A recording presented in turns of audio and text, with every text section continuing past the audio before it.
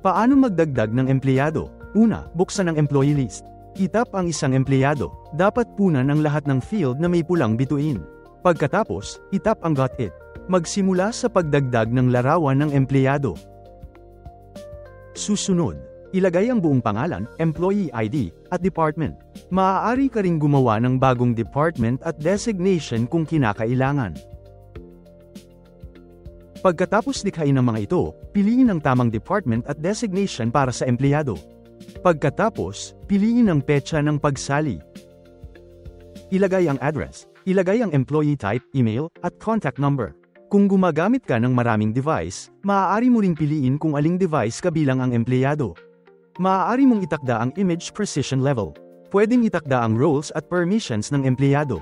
Kung itatakda mo ang empleyado bilang leader, maaari mong piliin kung anong aksyon ang maaari nilang gawin, tulad ng pag-request ng leave o pagtatakda ng shift time. Kung itatakda mo ang empleyado bilang sub-admin, maaari mong piliin ang kanilang permissions tulad ng access sa dashboard, punch records, pagdagdag ng empleyado, management settings, at iba pa. Kung ang empleyado ay normal na user, iwanang unchecked ang mga opsyong ito. Pagkatapos punan ng lahat ng impormasyon, itap ang Add Employee. Automatikong gagawa ang system ng unique QR code. Dapat i-scan ng empleyado ang QR code na ito upang i-connecta ang kanilang app sa attendance machine.